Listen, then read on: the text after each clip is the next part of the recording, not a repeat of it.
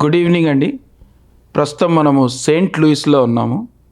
ఇవాళ ఎన్ఆర్ఐవిఏ అంటే ఆర్యవైశ్యుల సంఘం ఆధ్వర్యంలో ఒక కన్వెన్షన్ జరుగుతూ ఉంది. ఇది 3 రోజుల కన్వెన్షన్. ఇది 7వ కన్వెన్షన్గా ఒక ప్రసిద్ధిగాంచిన ఆర్యవైశ్యులకు సంబంధించింది కావడం. ఇక్కడ అమెరికాలో ప్రతి స్టేట్లో నుంచి కూడా ఇక్కడికి రావడం జరుగుతుంది ఈ 3 రోజులు. అలాగే మనతో పాటు అంబికా కృష్ణ గారు, వారు తెలియని వారు లేరు. అంబికా దర్బార్ బత్తి అంటే తెలియని వారు లేరు.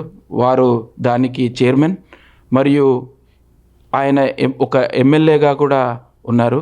ఇప్పుడు వారు బీజేపీలో ఉన్నారు. మరి వారినే అడిగి డైరెక్ట్గా తెలుసుకుందాం, అసలు ఈ ఉత్సవాల్లో పాల్గొనడం తనకు ఎలా అనిపించింది, వారి అబ్జర్వేషన్లో మన యూత్ మరియు మన భారతీయులకు, మన ఆర్యవైశ్యులకు ఎలాంటి సజెషన్స్ కూడా చేస్తున్నారని. నమస్కారం అంబికా కృష్ణ గారు. నమస్కారం. ఎలా ఉన్నారు? బాగున్నా సార్, చెప్పండి. మీ అమెరికా ప్రయాణం ఎలా సాగుతుంది? బాగుందండి. యాక్చువల్గా ఎన్ఆర్ఐవిఏ స్థాపించి ఐ థింక్ 14 సంవత్సరాలు అయినట్టుంది. ఫస్ట్ టైము నేనే అప్పుడు ఓపెన్ కూడా చేశాను. ఇది అప్పుడు జిఎంఆర్ గారు, నేను, మా బావగారు, ఆయన మేము అందరం కలిసి ఓపెన్ చేసాం. ఇది 3వసారి కన్వెన్షన్ రావటం. ఫస్ట్ టైము, తర్వాత కొలంబస్ వెళ్ళాను, తర్వాత ఇక్కడికి వచ్చాను.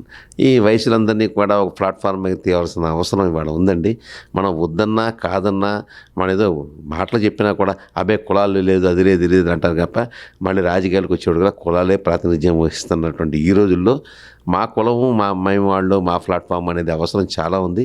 దాన్ని గుర్తెరిగి ఇంకా బాగా రావాలని చెప్పేసి నేను ఇందాక కూడా చెప్పడం జరిగిందండి. అది